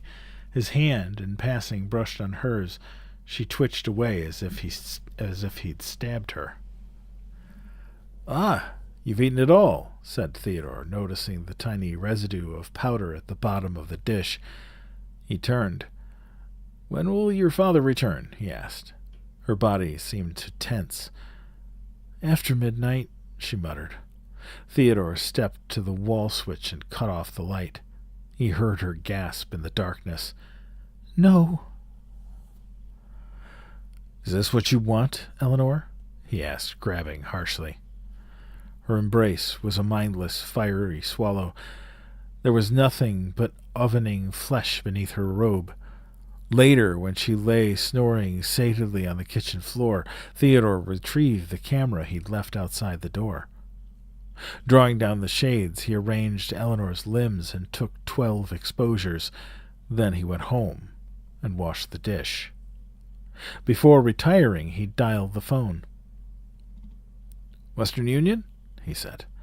I have a message for Mrs. Irma Putnam of 12070 Silmar Street.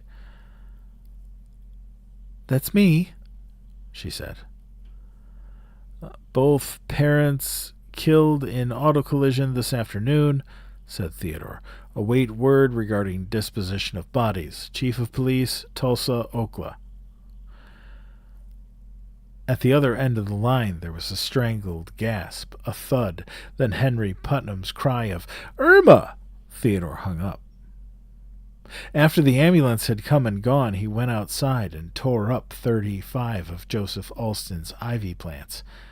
He left, in the debris, another matchbook, reading Putnam's Wines and Liquors. September 28th. In the morning, when Donald Gorse had gone to work, Theodore went over. Eleanor tried to shut the door on him, but he pushed in. I want money, he said. These are my collateral. He threw down copies of the photographs, and Eleanor recoiled, gagging. Your father will receive a set of these tonight, unless I get $200. But tonight. He left and drove downtown to the Jeremiah Osborne Realty office, where he signed over to Mr. George Jackson the vacant house at 12069 Silmar Street. He shook Mr. Jackson's hand. Don't worry now, he comforted. The people next door are black too. When he returned, there was a police car in front of the Backus house. What happened? He asked Joseph Alston, who was sitting quietly on his porch. Mrs. Backus, said the old man lifelessly. She tried to kill Mrs. Farrell. Is that right? That night, in his office, he made his entries on page 700 of the book. Mrs. Farrell dying of knife wounds in local hospital. Mrs. Backus in jail, suspects husband of adultery. J. Alston accused of dog poisoning, probably more. Putnam boys accused of shooting Alston's dog, ruining his lawn. Mrs. Putnam dead of a heart attack. Mr. Putnam being sued for property destruction. Jefferson's thought to be black. McCann's and Morton's deadly enemies. Catherine McCann believed to have had relations with Walter Morton, Jr., Morton, Jr. being sent to school in Washington. Eleanor Gorse has hanged herself. Job completed. Time to move.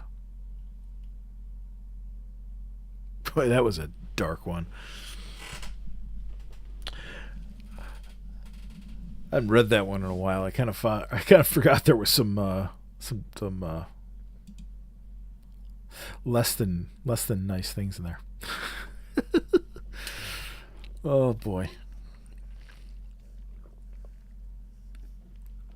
Well, this brings us to our final story this evening. So Matheson brought horror into the world around us. With Stephen King, it becomes horrifyingly human. Our final story reminds us that sometimes horror wears a pleasant face and walks smiling among us. The Man Who Loved Flowers.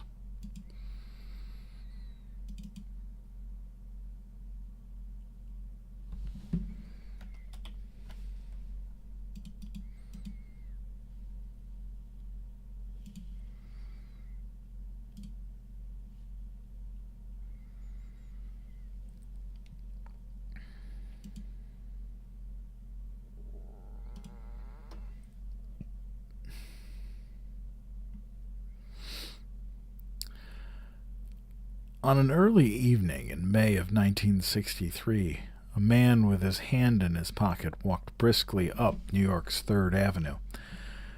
The air was soft and beautiful.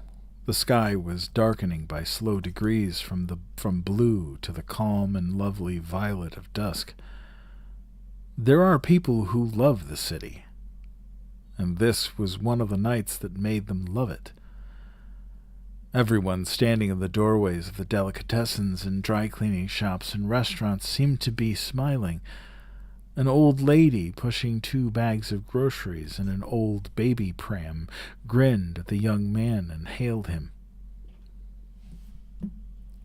"Hi, beautiful." The young man gave her half a smile and raised his hand in a wave. She passed on her way, thinking, "He's in love." He had that look about him. He was dressed in a light gray suit, the narrow tie pulled down a little, his top collar button undone. His hair was dark and cut short. His complexion was fair, his eyes a light blue. Not an extraordinary face, but on this soft spring evening, on this avenue in May of 1963, he was beautiful. The old woman found herself thinking with a moment's sweet nostalgia that in spring anyone can be beautiful. If they're hurrying to meet one of their dreams for dinner and maybe dancing after. Spring is the only season when nostalgia never seems to turn bitter. And she went on her way, glad that she had spoken to him, and glad she had returned the compliment. Glad he had returned the compliment by raising his hand in half salute. The young man crossed 63rd Street, walking with a bounce in his step, and that same half smile on his lips.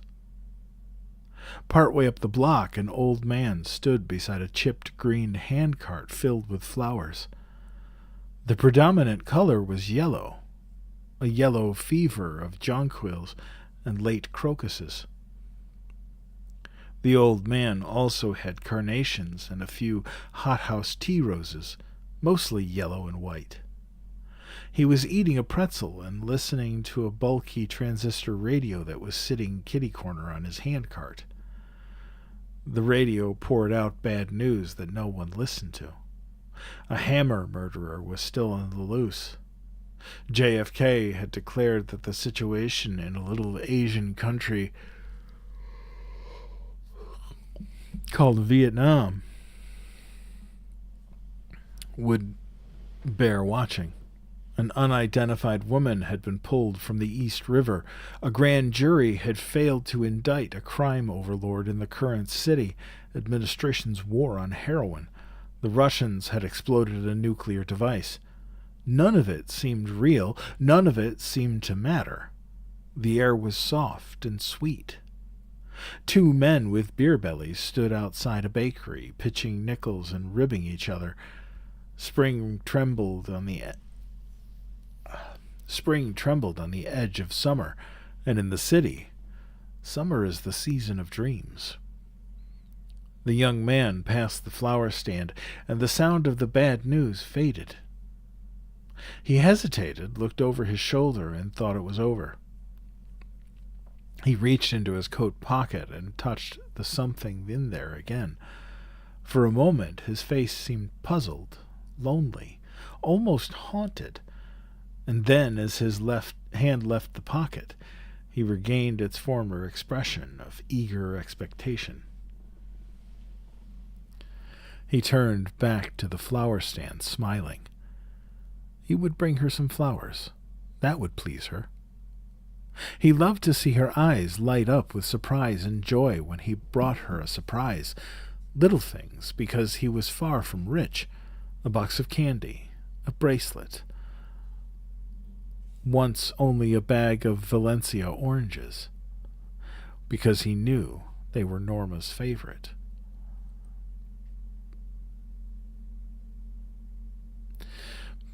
"My young friend," the flower vendor said as the man in the gray suit came back. running his eyes over the stock in the handcart. The vendor was maybe 68, wearing a torn gray knitted sweater and a soft cap in spite of the warmth of the evening. His face was a map of wrinkles. His eyes were deep in pouches, and a cigarette jittered between his fingers. But he also remembered how it was to be young in the spring, young and so much in love that you practically zoomed everywhere.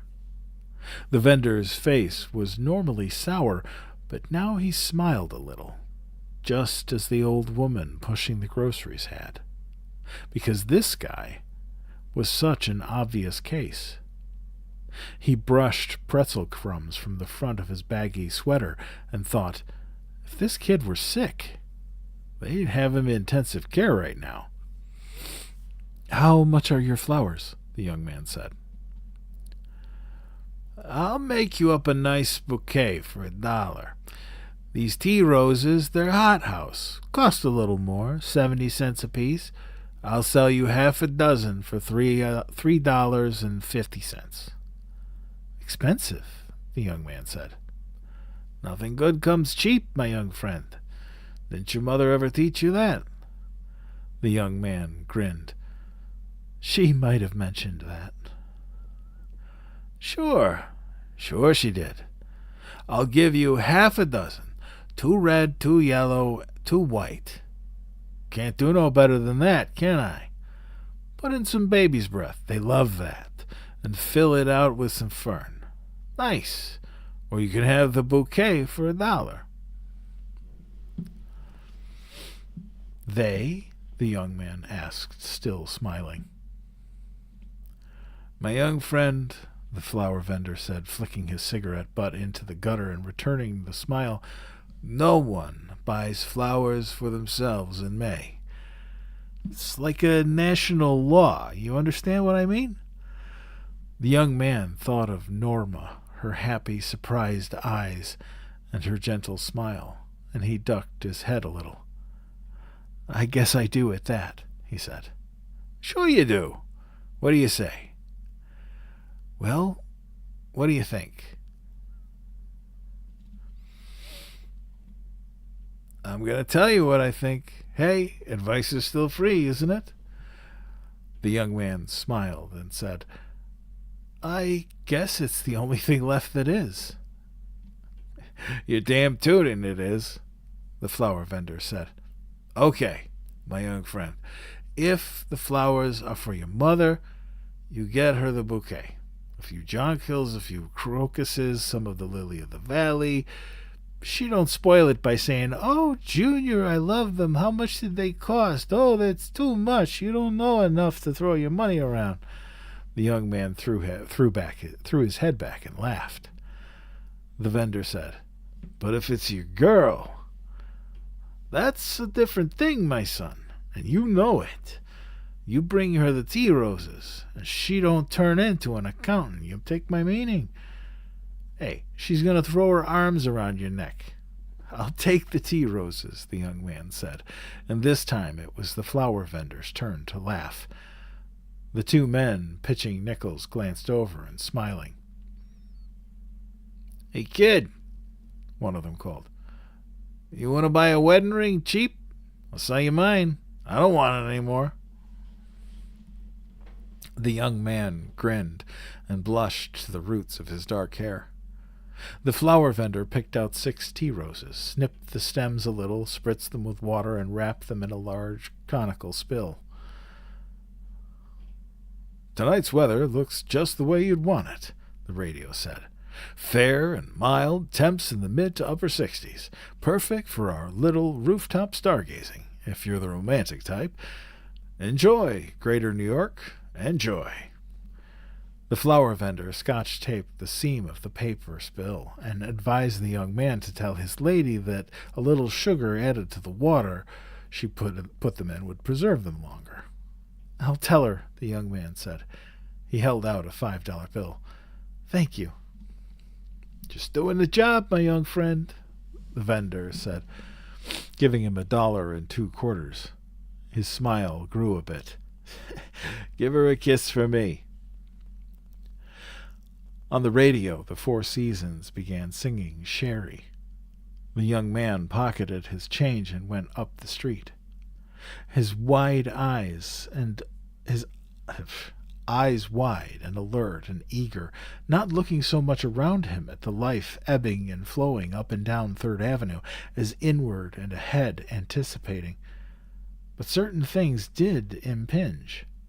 A mother pulling a baby in a wagon, the baby's face comically smeared with ice cream, a little girl and jumping rope and sing-songing out her rhyme, Betty and Henry up in a tree, Kissing.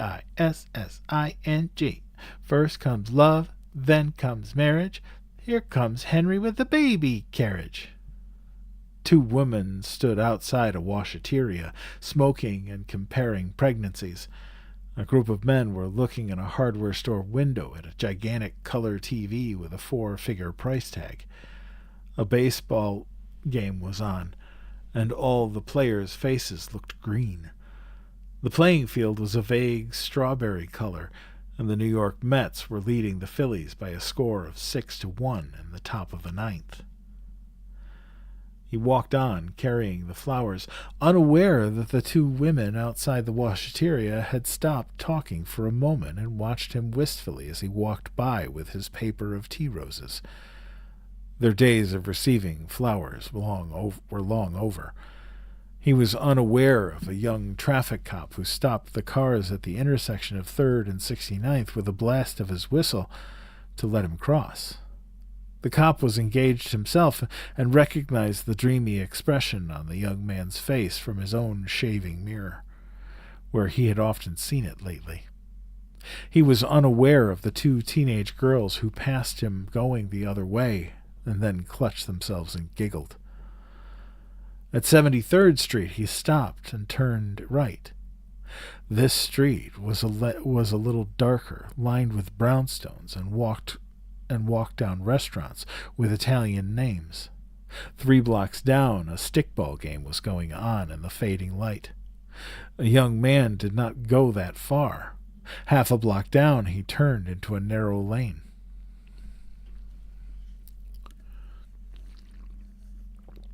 Now the stars were out. Gleaming softly, and the lane was dark and shadowy, lined with a vague shape of garbage cans. The young man was alone now.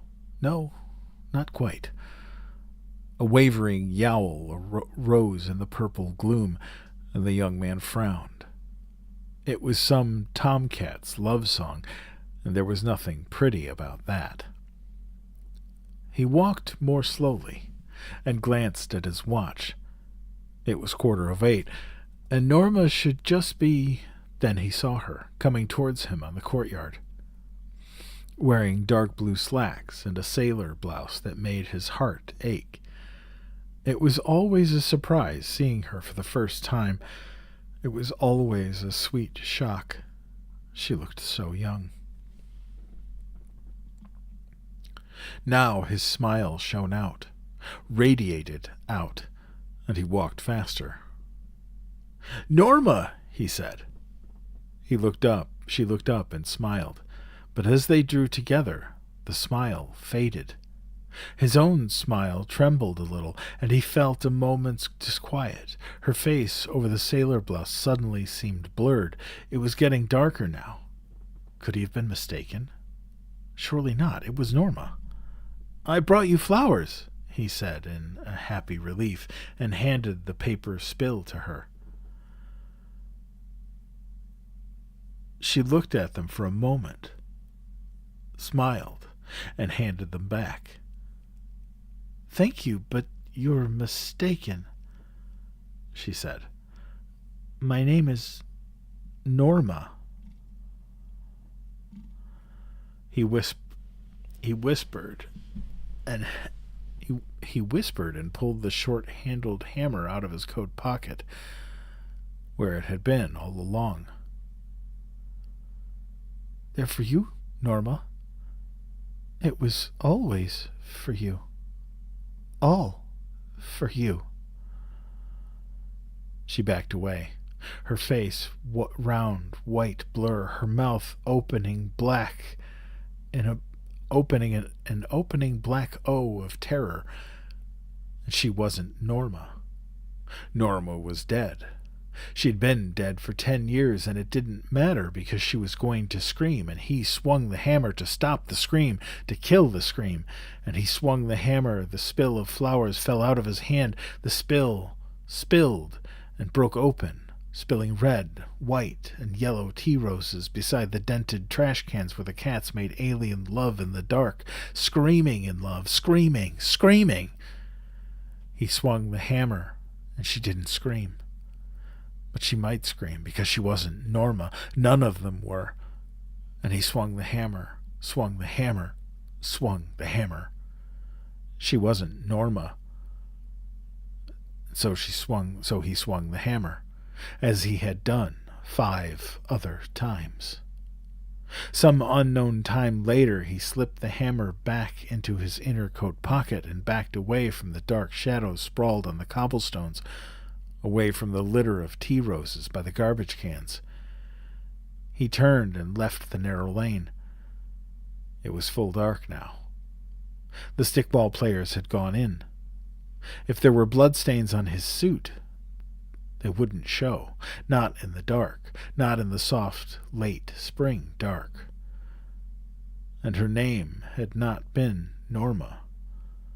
But he knew what his name was.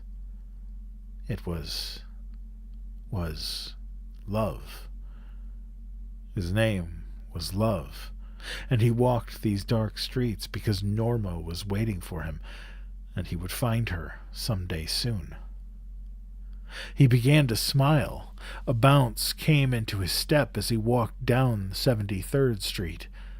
A middle-aged married couple sitting on the steps of their building watched him go by.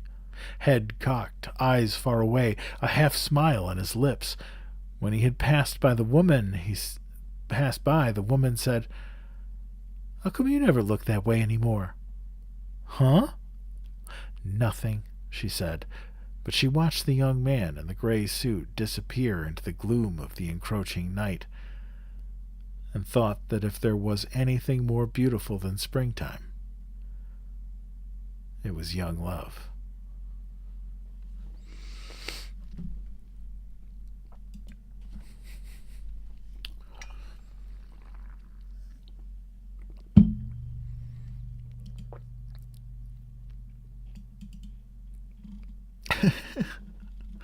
Boy, you guys are awfully quiet.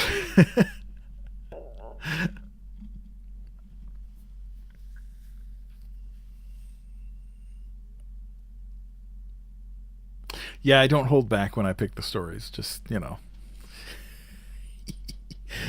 I promise, sort of, that the stories for Friday night, which I haven't picked yet, won't be as dark. I think, but we shall see. We shall see. A little too intense, just a tiny bit intense. So, well, it is 11:05, and I am so happy that you all stuck out with me. There's still 79 of you here, 78,000 likes. I love it. You guys are amazing.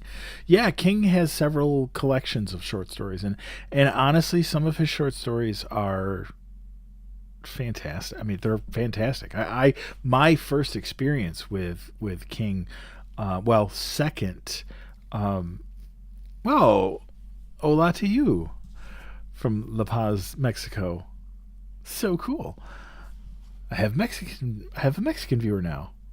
I've got people as far away as Norway and Portugal and Spain. Got Mexico, Puerto Rico, all over the United States. Love it. That's so cool. And I'm dead serious. I think that's amazing that you come in and listen. Skeleton Crew was the second Stephen King book that I purchased. The first was Firestarter. The second was definitely Skeleton Crew, and just fantastic. I love all of the stories. And one of my favorite stories is from that book, and it's Mrs. Todd's Shortcut, which I've done, which I did here probably a few months ago. I did on a Wednesday night. It was a lot of fun. Oh, Cujo, holy cow. That's a rough one to start out with.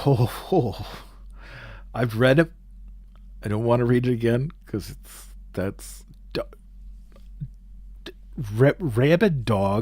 rabid animals in general scare the crap out of me. Really, big time. So, but thank you guys for being in here with me tonight. So tonight, we traced a dark lineage of horror, from Poe to Lovecraft to Matheson to King. 4 stories by 4 masters of the genre. 1 chilling bloodline of horror and fear. Thank you for spending a little bit of your time with me here tonight. Join me for Friday night when we journey into the golden age of science fiction. And then Sunday, this following Sunday, we'll return to bring our journey with Mrs. Frisbee and the Rats of Nim to its conclusion. And if you enjoy these lives and what I do on my channel, and would like to help support what I do here, please consider subscribing. It's only $2.99 a month, and it helps keep the campfire lit. Thank you to my mods, who are always fantastic. That would be Tessa Vale Audio, Wings That Work, and Songbird 007. You guys are fantastic. I really appreciate you. But until Friday, please be kind to each other. And be kind to yourself. Because kindness matters. And so do you. Good night.